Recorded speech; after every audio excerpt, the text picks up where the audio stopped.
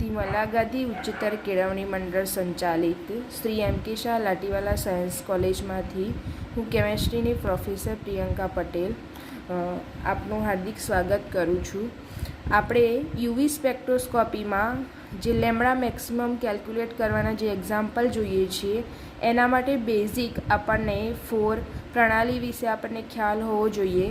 First છે ડાઇન પ્રણાલી, second છે ઇનોન પ્રણાલી, third one is cross conjugation અને ફોર્થ છે એરોમેટિક કાર્બોનિલ પ્રણાલી, એને આપણે કહી શકીએ છીએ કે બેન્ઝોઇલ પ્રણાલી। હવે ડાઇન પ્રણાલી વિશે આપણે જોઈશું।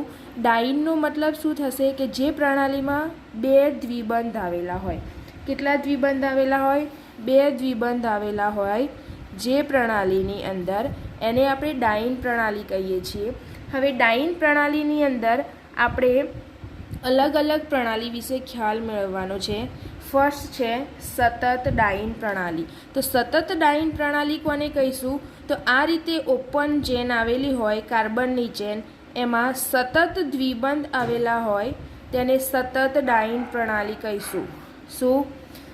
સતત દ્વિબંધ આવેલા હોય તેને આપણે સતત ડાઇન પ્રણાલી।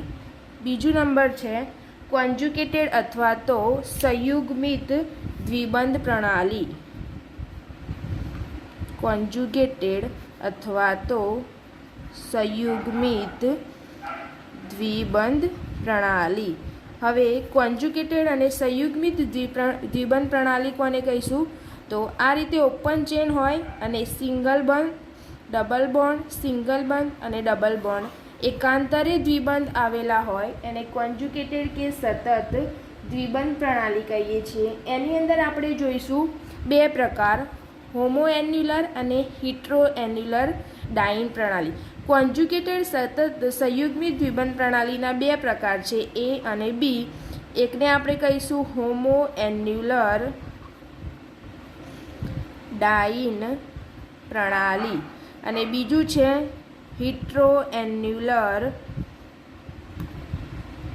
ડાઇન પ્રણાલી।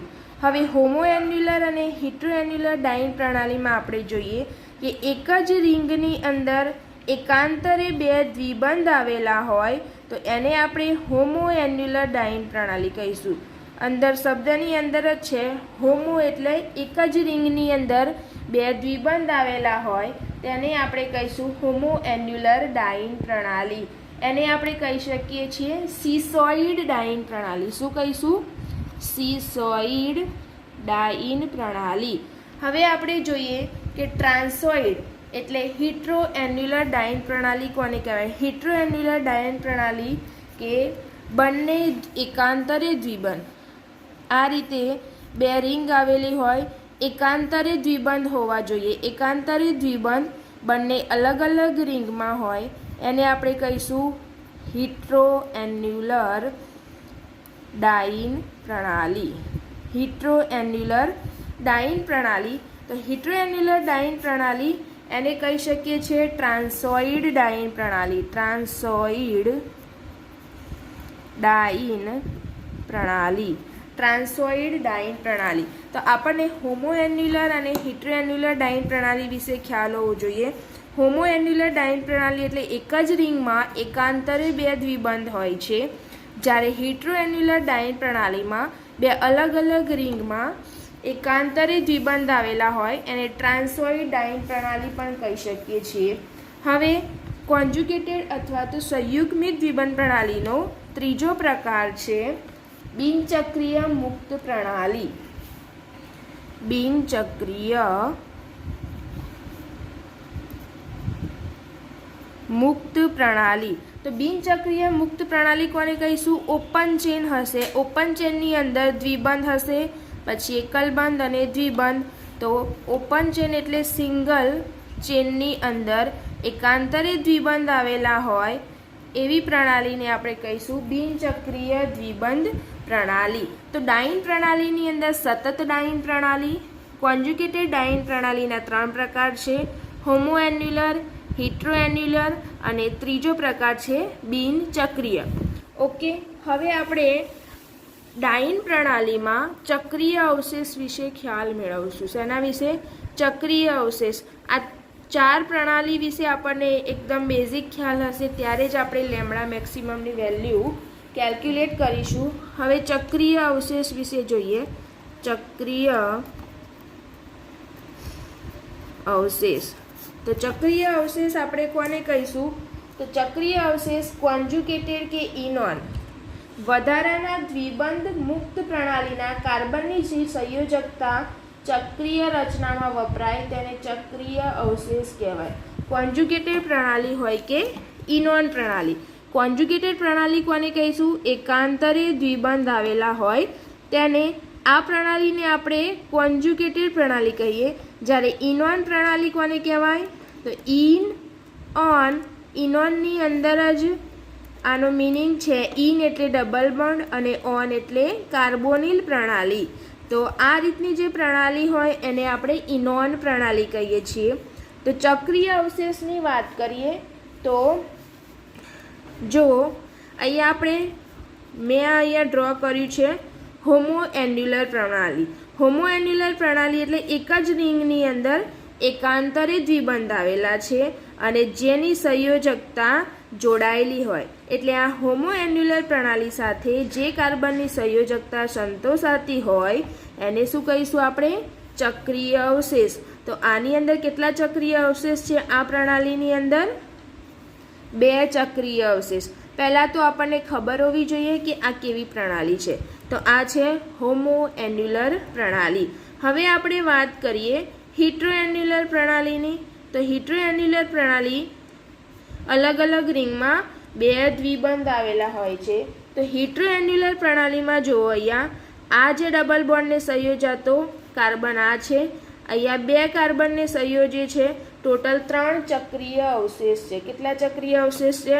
3 ચક્રીય અવશેષ. તો અહીંયા આપણે વાત કરી હોમો એન્યુલર પ્રણાલી અને હિટ્રો એન્યુલર પ્રણાલી. હવે આપણે એક બીજું એક્ઝામ્પલ જોઈએ છીએ કે એની અંદર બંને પ્રકારની પ્રણાલી આવેલી હોય, હોમો એન્યુલર અને હિટ્રો એન્યુલર પ્રણાલી. તો આ જે પ્રણાલી છે એની અંદર 2 પ્રકારની પ્રણાલી છે, એક હોમો દ્વિબંધ છે અને એક હિટ્રો. તો આની અંદર આપણે ચક્રીય અવશેષની ગણતરી કઈ રીતે કરીશું? તો જુઓ, હોમો પ્રણાલીને સંયોજાતા કાર્બન કેટલા છે? એક આ રહ્યો અને એક આ, અને આ દ્વિબંધ છે અને આ. ઓકે, હવે આપણે વાત કરીએ, આ દ્વિબંધ,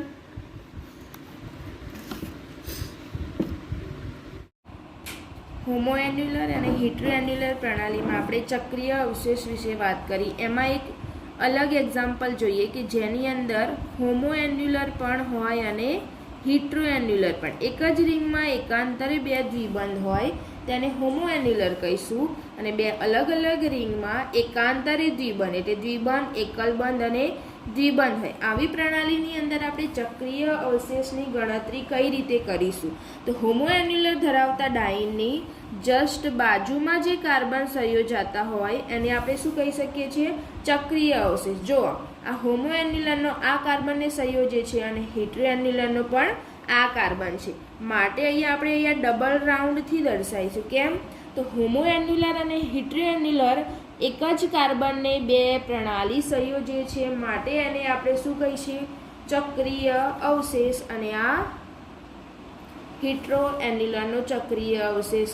તો એને કવર કરતા કાર્બનને આપણે ગણીશું. તો આની અંદર ટોટલ 3 ચક્રીય અવશેષ છે. કેટલા ચક્રીય અવશેષ છે? 3 ચક્રીય અવશેષ. હવે બીજું એક્ઝામ્પલ આપણે જોઈએ.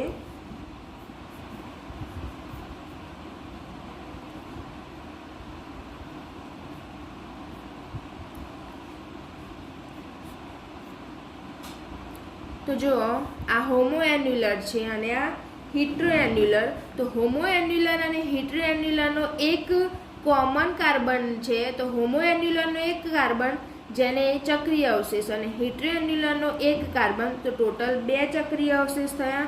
હવે આ ડબલ બોન્ડની સાથે આ કાર્બન સંયોજાય છે, આ ડબલ બોન્ડની સાથે આ કાર્બન સંયોજાય છે અને આ, તો ટોટલ 1 2 3 4 અને 5 ચક્રીય અવશેષ છે. તો આની અંદર કેટલા ચક્રીય અવશેષ છે? 5. અને અહીંયા 3 ચક્રીય અવશેષ છે.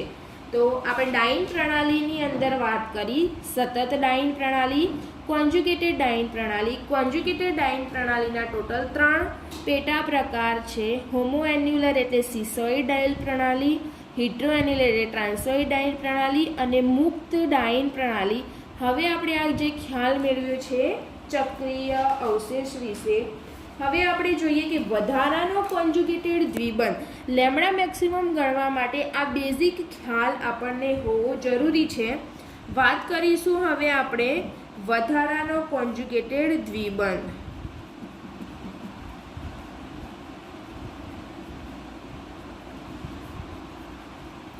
વધારાનો કોન્જ્યુગેટેડ દ્વિબંધ. તો વધારાનો કોન્જ્યુગેટેડ દ્વિબંધ કોને કહીશું?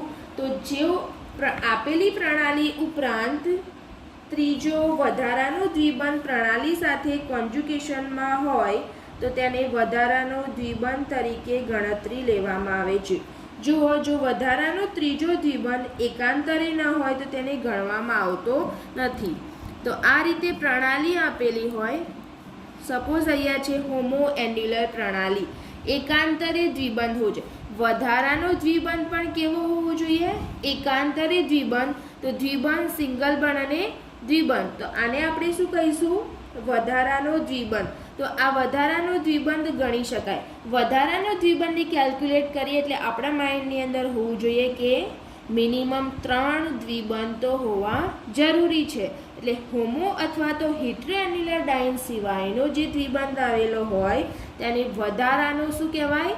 કોન્જ્યુગેટેડ દ્વિબંધ. શું કહેવાય? વધારાનો કોન્જ્યુગેટેડ દ્વિબંધ. હવે એક એવું એક્ઝામ્પલ લઈએ કે એને આપણે ગણી શકાય કે નહીં. તો આ હોમોએન્યુલર ડાયન પ્રણાલી છે અને આ દ્વિબંધ છે. તો આની અંદર જે વધારાનો દ્વિબંધ છે પ્રણાલી સાથે સતત કોન્જ્યુગેટેડ દ્વિબંધ નથી, તો આને વધારાનો કોન્જ્યુગેટેડ દ્વિબંધ કહી શકાય નહીં. ઓકે. હવે વિસ્થાપન સમૂહ આપેલી કાર્બન પ્રણાલી ઉપર હોય તો ગણતરીમાં લેવાય, તે સિવાયના કાર્બન પર હોય તો ગણતરીમાં લેવાતા નથી. વિસ્થાપન સમૂહની આપણે વાત કરીએ કે કયા વિસ્થાપન સમૂહ આપણે લેમ્ડા મેક્સિમમમાં ગણતરી લઈશું. વિસ્થાપન સમૂહમાં લેમ્ડા મેક્સિમમમાં કઈ રીતે સમૂહ ગણતરીમાં લઈ શકાય? તો જુઓ, અહીંયા હોમોએન્યુલર ડાયન પ્રણાલી છે. તો ડાયન પ્રણાલી ધરાવતા કાર્બન ઉપર જો સમૂહ આવેલો હોય તો જ એને આપણે વિસ્થાપન સમૂહમાં ગણતરીમાં લઈશું. તો ગણતરીમાં એક અહીંયા વિસ્થાપન સમૂહ છે અને અહીંયા વિસ્થાપન સમૂહ. આ છે એક મિથાઇલ સમૂહ, એક મિથાઇલ સમૂહ અને અહીંયા પણ વિસ્થાપન સમૂહ છે. તો કયા વિસ્થાપન સમૂહ આપણે ગણતરીમાં લેવા એ આપણને ખ્યાલ હોવો જોઈએ. વિસ્થાપન સમૂહ એટલે જે પ્રણાલીના કાર્બન ઉપર જો સમૂહ આવેલો હોય તો તેને આપણે ગણતરીમાં લેવાય. તો આ બંને મિથાઇલ સમૂહને આપણે ગણતરીમાં લઈશું. આ ગણતરીમાં લઈ શકાય નહીં. હવે એક બીજું એક્ઝામ્પલ આપણે જોઈએ, હિટ્રોએન્યુલર ડાયન પ્રણાલી. તો હિટ્રોએન્યુલર ડાયન પ્રણાલીના આ 2 કાર્બન છે. એક અહીંયા મિથાઇલ સમૂહ છે અને અહીંયા મિથાઇલ સમૂહ. તો આ કાર્બન પરમાણુ ઉપર જે મિથાઇલ આવેલો છે એને ગણતરીમાં લઈ શકાય, જ્યારે આ ગણતરીમાં લઈ શકાય નહીં. ઓકે. તો આપણે ખ્યાલ મેળવ્યો છે હોમોએન્યુલર કોને કહેવાય, હિટ્રોએન્યુલર ડાયન પ્રણાલી કોને કહેવાય, ચક્રીય અવશેષ કોને કહીશું, પછી વધારાનો કોન્જ્યુગેટેડ દ્વિબંધ, પછી વિસ્થાપન સમૂહ કયો ગણતરીમાં લેવો કે નહીં એના વિશે આપણે ખ્યાલ મેળવ્યો. હવે આપણે જોઈએ છે એક્ઝોસાયક્લિક દ્વિબંધ. એક્ઝોસાયક્લિક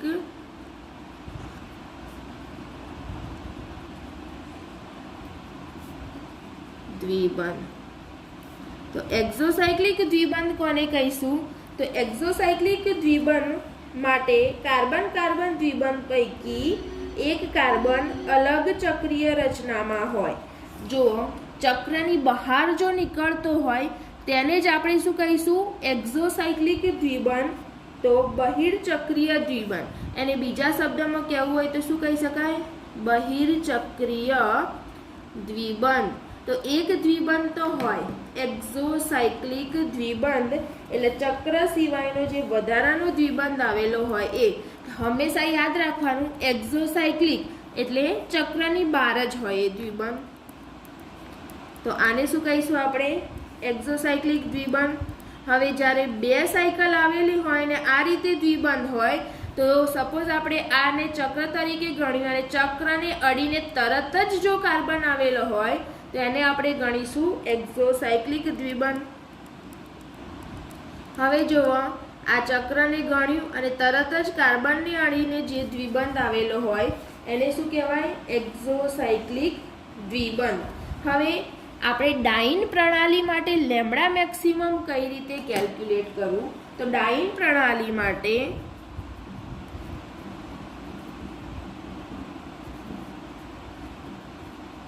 લેમ્બડા મેક્સિમમની ગણતરી માટે વુડવર્ડ ફિશરના નિયમો વિશે ખ્યાલ મેળવીશું. આપણે દરેક વસ્તુ વિશે ખ્યાલ મેળવી લીધો છે. કઈ વસ્તુ ફરીથી એકવાર રિપીટ કરી લઈએ. હોમોએન્યુલર પ્રણાલી કોને કહેવાય? પછી બીજી વસ્તુ શું જોયું? હિટ્રોએન્યુલર પ્રણાલી. આ ડાઇન પ્રણાલી વિશે વાત કરી રહ્યા છીએ. ડાઇન પ્રણાલીની એમાં હિટ્રોએન્યુલરની અંદર A, B અને C. તો આની અંદર હોમોએન્યુલર, હિટ્રોએન્યુલર, પછી આપણે શું જોયું? મુક્ત પ્રણાલી. પછી ત્રીજું છે વધારાનો કોન્જ્યુગેટેડ દ્વિબંધ. વધારાનો કોન્જ્યુગેટેડ દ્વિબંધ. વધારાનો કોન્જ્યુગેટેડ દ્વિબંધ કોને કહીશું? જેની અંદર 3 દ્વિબંધ આવેલા હોય, સતત કોન્જ્યુગેટેડ સિસ્ટમમાં હોય. અને ફોર્થ વન આપણે શું જોયું?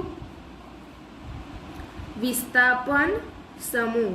વિસ્થાપન સમૂહ વિશે ખ્યાલ મેળવ્યો. અને પાંચમું છે એક્ઝોસાયક્લિક દ્વિબંધ. એક્ઝોસાયક્લિક દ્વિબંધ એટલે સાયકલની બહારની બાજુએ જો દ્વિબંધ આવેલો હોય વધારાનો તો એને આપણે કહીશું એક્ઝોસાયક્લિક દ્વિબંધ. હવે આપણે જે વાત કરવાના છીએ ડાઇન પ્રણાલી માટે લેમ્બડા મેક્સિમમની ગણતરી માટે વુડવર્ડ અને ફિશરના નિયમો. તો એમાં આપણે જોઈએ છીએ કે જો અહીંયા બેઝ વેલ્યુ. તો હોમોએન્યુલર જો પ્રણાલી આવેલી હોય, પહેલાં હોમોએન્યુલર પ્રણાલીની અંદરની વાત કરતાં પહેલાં હું કહું છું કે લેમ્બડા મેક્સિમમની ગણતરી કરવા માટે ડાઇન પ્રણાલી કેવા પ્રકારની છે? હોમો છે કે હિટ્રો કે મુક્ત? ટોટલ બેઝિક કેટલી પ્રણાલી છે? 3 પ્રણાલી છે. હોમોએન્યુલર, હિટ્રોએન્યુલર અને મુક્ત ડાઇન પ્રણાલી. આ 3માંથી પહેલાં કઈ પ્રણાલી છે એ ડિસાઈડ કરવાનું અને પછી જ આપણે નક્કી કરવાનું કે એમાં કઈ રીતે લેમ્બડા મેક્સિમમની આપણે ગણતરી કરીશું. તો આપણે ડાઇન પ્રણાલી, ઇનોન પ્રણાલી, ક્રોસ કોન્જ્યુગેશન પ્રણાલી અને એરોમેટિક પ્રણાલી, બેઝિક 4 પ્રણાલીના ફંડા ઉપર લેમ્બડા મેક્સિમમની ગણતરી કરવાની છે. તો એમાં જોવા બેઝ વેલ્યુ આપેલી છે. હોમો માટે 253, હિટ્રો માટે 214, મુક્ત ડાઇન પ્રણાલી માટે 214 નેનોમીટર. પછી છે વધારાનો પ્રત્યેક સંયુગ્મિત દ્વિબંધ માટે 30 નેનોમીટર. વિસ્થાપન સમૂહ. વિસ્થાપન સમૂહમાં મેં તમને સમજાવ્યું હતું કે આ રીતે જો ડાઇન પ્રણાલીના જે કાર્બન ઉપર અહીંયા હોમોએન્યુલર ડાઇન પ્રણાલી, તો આ જે કાર્બન ઉપર સપોઝ મિથાઇલ સમૂહ છે, મિથાઇલની જગ્યાએ OR સમૂહ હોઈ શકે, ક્લોરીન હોઈ શકે, બ્રોમિન હોઈ શકે. તો એના માટે અહીંયા આપણને લખેલું જ છે કે sp2 કાર્બન પરમાણુ. શું? sp2 એટલે હોમોએન્યુલર ડાઇન જ્યાં દ્વિબંધ હોય તે કયો કાર્બન હોય? sp2 કાર્બન હોય. આલ્કાઇલ કે ચક્રીય અવશેષ? ચક્રીય અવશેષ આપણે કઈ રીતે કેલ્ક્યુલેટ કર્યા મેં તમને આગળ સમજાયું છે. એના માટે 5 નેનોમીટર ગણવાનું. એવી રીતે અલગ અલગ સમૂહ છે એના માટે લેમ્બડા મેક્સિમમની વેલ્યુ તમને આપેલી છે. એક્ઝોસાયક્લિક દ્વિબંધ હોય તેમાં 5 નેનોમીટર. શું? 5 નેનોમીટર. તો આપણે હવે ડાઇન પ્રણાલી વિશે લેમ્બડા મેક્સિમમની ગણતરી કરીએ. તો ડાઇન પ્રણાલી વિશે આપણે એક એક્ઝામ્પલ લઈએ.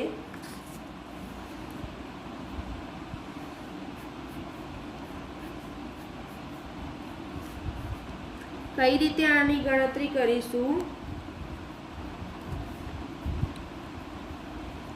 તો જુઓ, ડાઇન પ્રણાલીમાં લેમ્બડા મેક્સિમમ ગણવું છે તો આ પહેલાં તો આપણને કયો ખ્યાલ હોવો જોઈએ? હોમો છે, હિટ્રો છે કે મુક્ત ડાઇન પ્રણાલી? પહેલાં તો કેવી પ્રણાલી છે એ નક્કી કરવાનું. તો આ કઈ પ્રણાલી છે? ડાઇન પ્રણાલી. ટોટલ આપણે બેઝિક 4 પ્રણાલી વિશે વાત કરવાની છે. ડાઇન પ્રણાલી, ઇનોન પ્રણાલી, એરોમેટિક કાર્બોનિલ પ્રણાલી યા બેન્ઝોઇલ પ્રણાલી અને ક્રોસ કોન્જ્યુગેશન. તો પહેલાં આપણે શું લખીશું? આ કઈ પ્રણાલી છે? હિટ્રો એન્યુલર ડાઇન પ્રણાલી. એને શું કહી શકાય? લેમ્બડા મેક્સિમમ કેલ્ક્યુલેટ કરવા માટે અહીંયા છે હિટ્રો એન્યુલર ડાઇન. તો ડાઇન પ્રણાલીમાં આપણે બેઝિક વેલ્યુ જોઈ હતી કે હિટ્રો એન્યુલર ડાઇન પ્રણાલી માટે હતું 214 નેનોમીટર. હવે આની અંદર બીજી આપણે વાત કરીએ ચક્રીય અવશેષ. હિટ્રો એન્યુલર, હોમો એન્યુલર, પછી આપણે શેની વાત કરી હતી? ચક્રીય અવશેષ વિશે.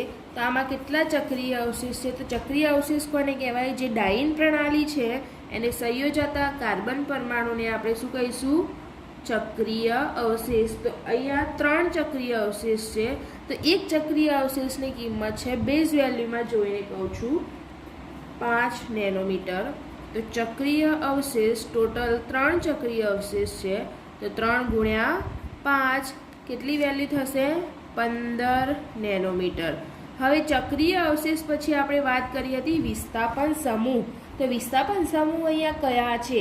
તો જે દ્વિબંધ ધરાવતી ડાઇન પ્રણાલીના કાર્બન ઉપર, તો અહીંયા આ હિટ્રો એન્યુલર ડાઇન પ્રણાલી છે.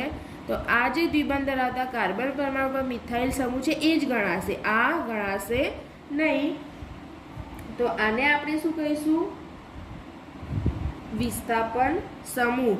કયું વિસ્થાપન સમૂહ છે? પણ આ આલ્કાઇલ વિસ્થાપન સમૂહ. અલગ અલગ વિસ્થાપન માટે અલગ કિંમત છે. તો આલ્કાઇલ વિસ્થાપન સમૂહ માટે 5 નેનોમીટર. હવે જોઈએ એક્ઝોસાયક્લિક દ્વિબંધ. પછી આપણે શું જોયું હતું? એક્ઝોસાયક્લિક દ્વિબંધ અને વધારાનો કોન્જ્યુગેટેડ દ્વિબંધ. અહીંયા વધારાના કોન્જ્યુગેટેડ દ્વિબંધની વાત થાય જ નહીં, કેમ કે અહીંયા 2 જ દ્વિબંધ છે. હવે છેલ્લે આપણે જોયું હતું કે એક્ઝોસાયક્લિક દ્વિબંધ. તો રિંગ પછી તરત જ કાર્બન જોડે બહાર જો દ્વિબંધ આવેલો હોય તો આને આપણે શું કહીશું? એક્ઝોસાયક્લિક દ્વિબંધ. તો એક્ઝોસાયક્લિક દ્વિબંધ. એક્ઝોસાયક્લિક દ્વિબંધ માટે કેટલા દ્વિબંધ છે? 1 છે અને 5 નેનોમીટર કિંમત છે. તો આ છે 5 નેનોમીટર. તો લેમ્બડા મેક્સિમમ કેટલી થશે? આ 239 નેનોમીટર. ઓકે. હવે આપણે એક બીજું એક્ઝામ્પલ જોઈએ.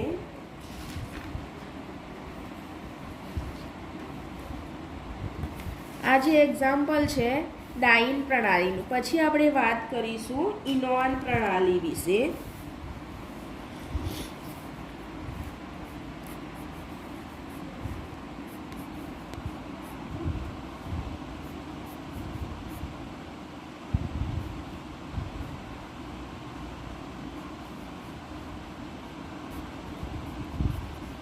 ઓકે.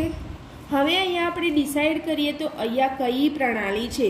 તો અહીંયા 2 પ્રકારની પ્રણાલી આવેલી છે. કઈ? હોમો એન્યુલર પ્રણાલી અને હિટ્રો એન્યુલર પ્રણાલી.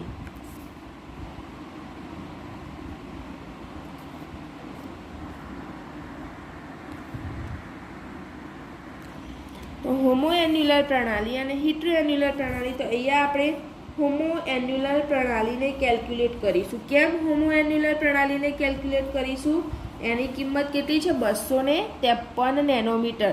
તો હોમો અને હિટ્રો બંને છે, પરંતુ જે યુવી સ્પેક્ટ્રોમીટર છે જે વધારે તરંગ લંબાઈ ધરાવતું પ્રણાલીનું શોષણ કરશે. માટે આપણે શું ગણીશું? હંમેશા હોમો એન્યુલર પ્રણાલી.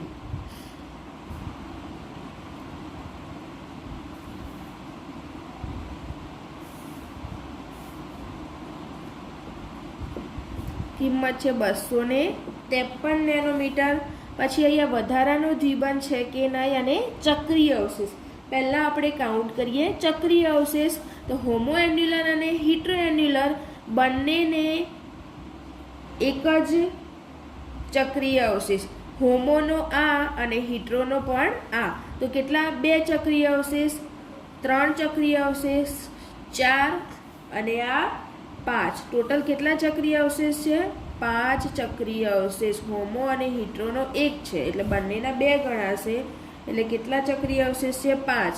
એક ચક્રીય અવશેષની કિંમત 5 નેનોમીટર, ટોટલ 25 નેનોમીટર. હવે વાત કરીએ વધારાનો એકાંતરીય દ્વિબંધ. કેવો? વધારાનો કોન્જ્યુગેટેડ દ્વિબંધ. એક્ઝોસાયક્લિક દ્વિબંધની વાત નથી કરતા. વધારાનો એકાંતરીય દ્વિબંધ. અહીંયા કેટલા વધારાના એકાંતરીય દ્વિબંધ છે? તો જુઓ, double bond, single bond, double bond. તો આ ગણી શકાય.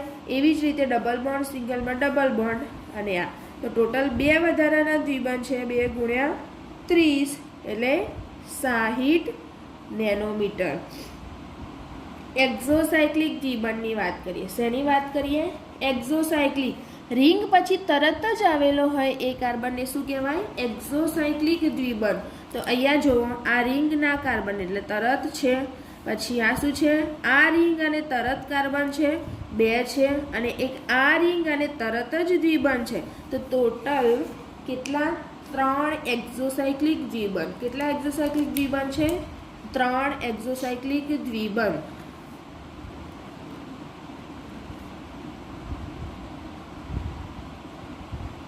એક્ઝોસાયક્લિક દ્વિબંધ છે અહીંયા 3. તો 3 ગુણ્યા 5 15 નેનોમીટર. ટોટલ લેમ્બડા મેક્સિમમ થશે 353 નેનોમીટર. Okay, 353 nanometre. તમને ખ્યાલ આવી ગયો હશે ડાઇન પ્રણાલી વિશે.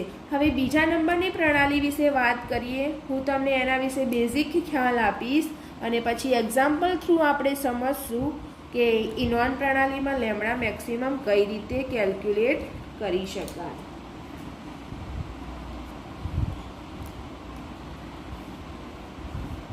આ છે ઇનોન પ્રણાલી. હવે ઇનોન પ્રણાલી કોને કહીશું? આલ્ફા બીટા અસંતૃપ્ત કાર્બોનિલ. ઇનોન કોને કહેવાય? તો કાર્બન ડબલ બોન્ડ કાર્બન અને સી ડબલ બોન્ડ ઓ.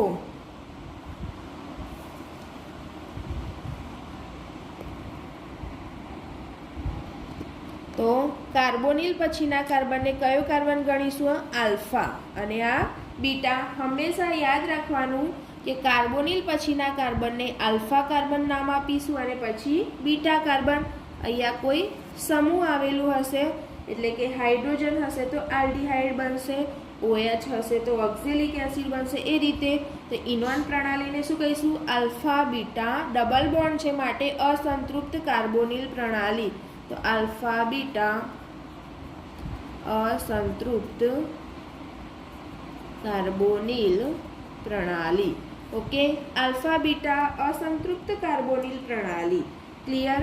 આને આપણે ઇનોન પ્રણાલી કહીશું. આ રીતે ચક્રીય અવશેષમાં પણ ઇનોન પ્રણાલી આવેલી હોય. જ્યારે આપણને એક્ઝામમાં પૂછાશે કે લેમ્બડા મેક્સિમમ કેલ્ક્યુલેટ કરવાના દાખલામાં બધી જ 4 પ્રકારની પ્રણાલી આવેલી હશે. પહેલાં આપણે ડિસાઇડ કરવાનું કે કઈ પ્રણાલી છે. તો આ ડબલ બોન્ડ O અને double bond C, double bond C અને ડબલ બોન્ડ O ચક્રીય અવશેષ છે. આલ્ફા નામ આપીશું અને બીટા. આ રીતે પણ હોઈ શકે. પછી બીજું એક્ઝામ્પલ છે,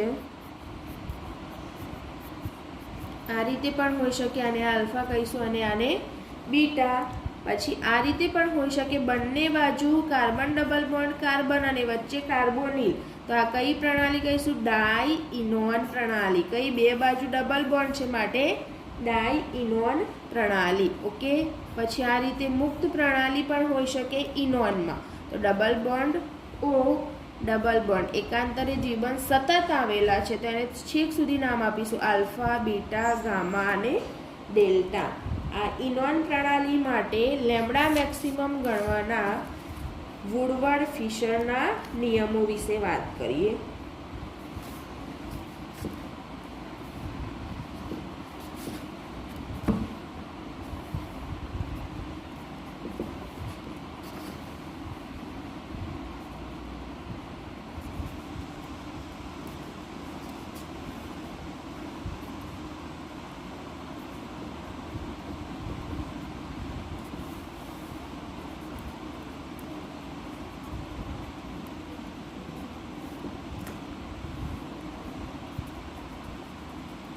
વુડવર્ડ ફિશરના નિયમો.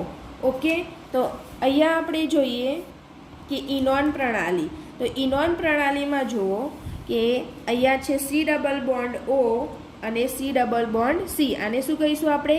ઇનોન પ્રણાલી.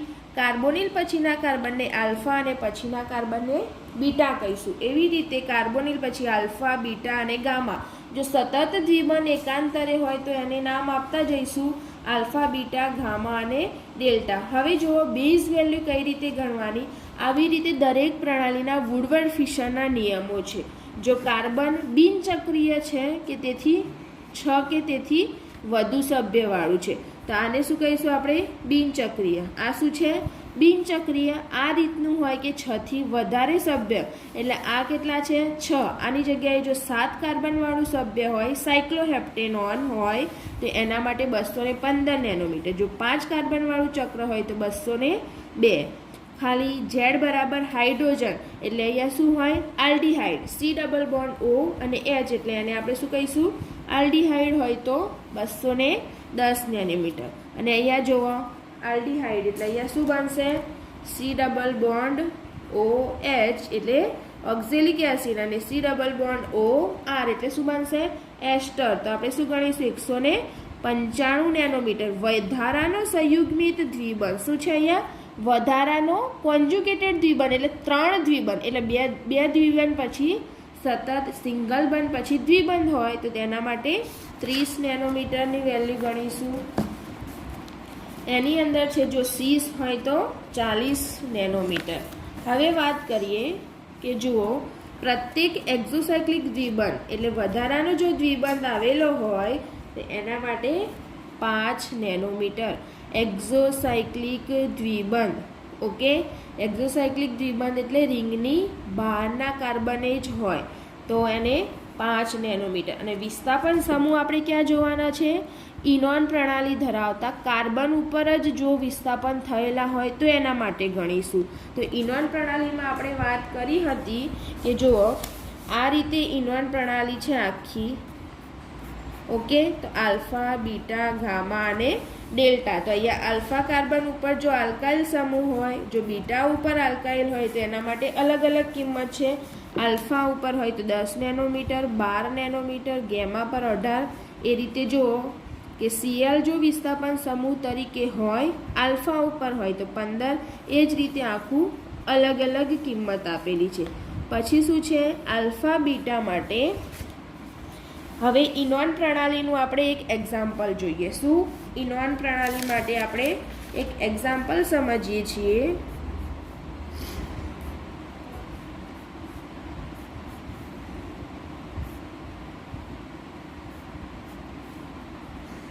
આ છે ઇનોન પ્રણાલી. પહેલાં આપણે શું ડિસાઈડ કરવાનું?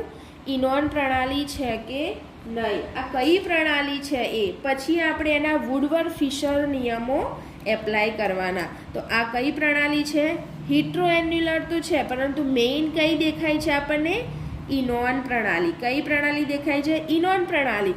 અને આ જે કાર્બન ડબલ બોન્ડ કાર્બન અને C++O એ કેટલા કાર્બનના ચક્ર ઉપર છે? 5 કાર્બનવાળા ચક્ર ઉપર છે. તો ઇનોન પ્રણાલી માટે આપણે કઈ બેઝ વેલ્યુ લઈશું? Z બરાબર 5 કાર્બન ચક્ર. તો 5 કાર્બન ચક્ર માટે 202 નેનોમીટર. હવે આપણે જોઈએ કે વધારાનો દ્વિબંધ છે કે નહીં. તો ઇનોન પ્રણાલી સિવાયનો દ્વિબંધ, અહીંયા શું જોવાનું આપણે? જો ડાઇન પ્રણાલી હોત તો 2 દ્વિબંધ સિવાયનો એક વધારાનો દ્વિબંધ, અને અહીંયા વધારાનો એકાંતરીય દ્વિબંધ. તો આ કયો ગણીશું? જો આ ઇનોન પ્રણાલી સિંગલ બંધ પછી ડબલ બંધ. તો વધારાનો એક એકાંતરીય દ્વિબંધ. તો વધારાનો એકાંતરીય દ્વિબંધ માટે 30 નેનોમીટર. ઓકે, અને અહીંયા સીસ છે કે ટ્રાન્સ? જો સીસ હોય તો આપણે શું ગણતા? 40 નેનોમીટર. વધારાનો એકાંતરીય દ્વિબંધમાં કઈ પોઝિશન છે? ટ્રાન્સ પોઝિશન છે. બંને એકબીજાની વિરુદ્ધ દિશામાં છે માટે એને ગણતા નથી, એટલે સીસ નથી, માટે આપણે ડેશ લઈશું. પછી શું જોવાનું? Alpha, beta. તો આલ્ફા, બીટા, ગામા અને ડેલ્ટા. જ્યાં સુધી દ્વિબંધ હોય ત્યાં સુધી નામ આપવાનું.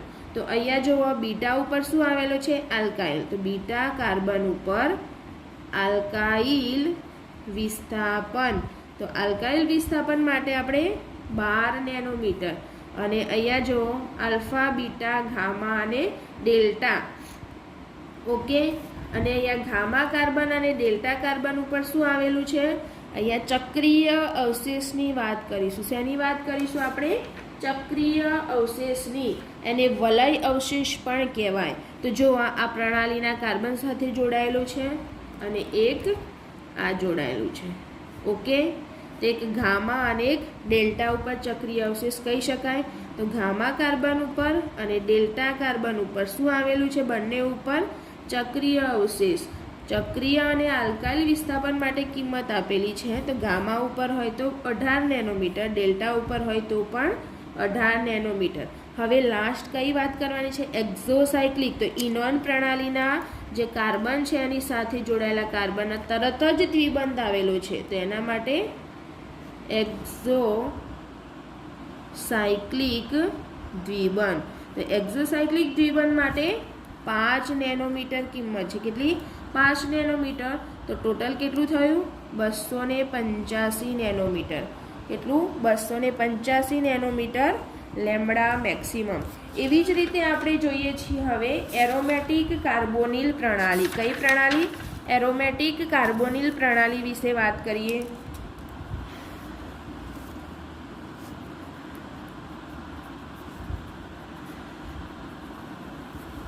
ત્રીજા નંબરની છે એરોમેટિક કાર્બોનિલ પ્રણાલી. તો એરોમેટિક કાર્બોનિલ પ્રણાલી માટે આપણને પહેલાં તો આપણને ખબર હોવી જોઈએ ઓર્થો, મેટા અને પેરા પોઝિશન કોને કહેવાય. એરોમેટિક કાર્બોનિલ કોને કહીશું? તો સી ડબલ બોન્ડ ઓ અને ઝેડની જગ્યાએ શું હોઈ શકે? હાઇડ્રોજન હોય તો આલ્ડીહાઇડ, OH હોય તો એસિડ, OR હોય તો એસ્ટર. ઓકે, તો અહીંયા જુઓ આ એરોમેટિક કાર્બોનિલ પ્રણાલી છે. કોઈ પણ સમૂહ જોડાયેલું હોય અને બાજુની પોઝિશનને આપણે કઈ પોઝિશન કહીએ છીએ? ઓર્થો. એની પછીની પોઝિશનને કઈ પોઝિશન કહેવાય? મેટા. અને જે કાર્બોનિલ સમૂહ જોડાયેલી અને જસ્ટ સામેની પોઝિશનને પેરા પોઝિશન. અને ઓર્થો કહીશું. આ મેટા, આ ઓર્થો, આ મેટા અને સામેની પેરા પોઝિશન. તો ઓર્થો, મેટા અને પેરા પોઝિશન. એવી જ રીતે આની પણ બેઝ વેલ્યુ ગણવા માટેના વુડવર્ડ-ફિશર નિયમો છે. વુડવર્ડ-ફિશર નિયમો આપણને એક્ઝામમાં આપેલા હશે તો ડાયરેક્ટ આપણે એક એક્ઝામ્પલથી સમજીએ એરોમેટિક કાર્બોનિલ પ્રણાલી. અહીંયા શું છે? ઝેડની જગ્યાએ alkyl, C double bond O CH3 અને અહીંયા BR આપેલું છે. અહીંયા પહેલાં નામ આપી દેવાના. 2 ઓર્થો હોય, પછી કઈ હોય? 2 મેટા અને જસ્ટ સામેની પેરા પોઝિશન. તો અહીંયા જુઓ ઝેડ બરાબર શું છે? અહીંયા ઝેડની જગ્યાએ શું આવેલું છે? મિથાઇલ સમૂહ. શું આવેલું છે? મિથાઇલ સમૂહ આવેલો છે ઝેડની જગ્યાએ. તો ઝેડ બરાબર શું કહી શકાય? કાર્બન. એટલે શું બને? Aromatic ketone. આ બેઝ વેલ્યુમાં આપેલું છે, આપણે નક્કી કરવાનું કયું છે. એરોમેટિક કાર્બોનિલ પ્રણાલી છે. જો બેન્ઝીન રિંગ પછી સી ડબલ બોન્ડ ઓ હોય તો આપણે કયા ટેબલમાં જોવાનું? એરોમેટિક કાર્બોનિલ પ્રણાલી. તો 246 નેનોમીટર. પછી બીજું શું છે? પેરા સ્થાને બ્રોમિન. શું આપેલું છે? પેરા સ્થાને બ્રોમિન. તેની કિંમત 15 નેનોમીટર. તો લેમ્બડા મેક્સિમમ કેટલું થયું? 261 નેનોમીટર. કેટલું થયું? 261 નેનોમીટર. એવી જ રીતે આપણે બીજા એક્ઝામ્પલની વાત કરીએ. હવે મેં તમને અસાઇનમેન્ટમાં એક્ઝામ્પલ આપ્યા હતા એની વાત કરીએ.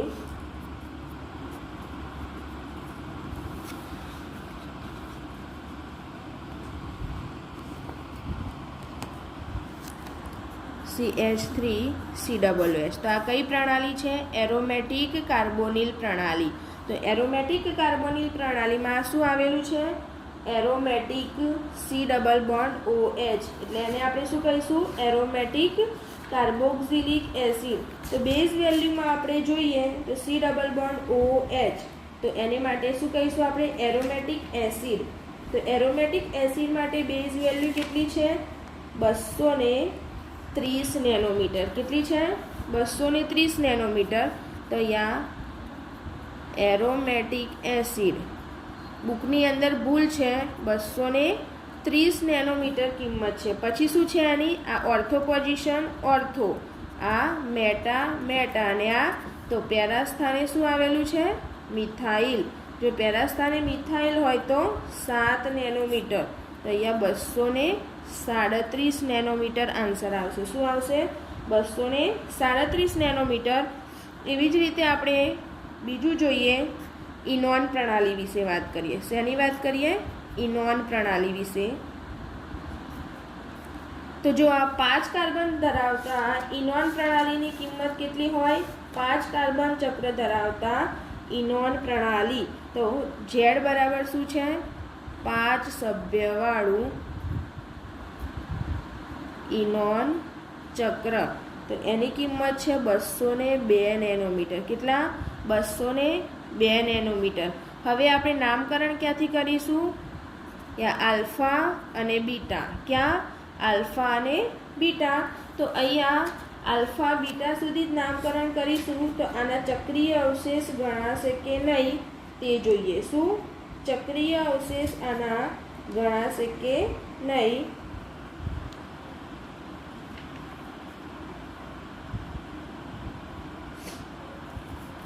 તો જો અહીંયા ઇનોન પ્રણાલી ધરાવતો એક આ કાર્બન, તો આને શું કહેવાય? એક જ ચક્રીય અવશેષ છે. કેટલો છે? એક જ ચક્રીય અવશેષ. તો બીટા કાર્બન ઉપર શું છે? ચક્રીય અવશેષ. તો અહીંયા શું લખાય? બીટા કાર્બન પર ચક્રીય અવશેષ. જો બીટા કાર્બન ઉપર ચક્રીય અવશેષ હોય તો તેની બેઝ વેલ્યુ કેટલી થાય તે જોઈએ આપણે.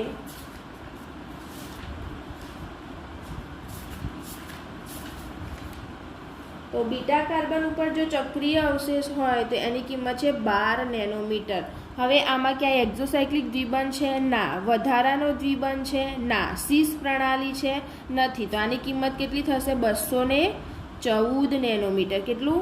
214 નેનોમીટર. હવે બીજું એક્ઝામ્પલ જોઈએ.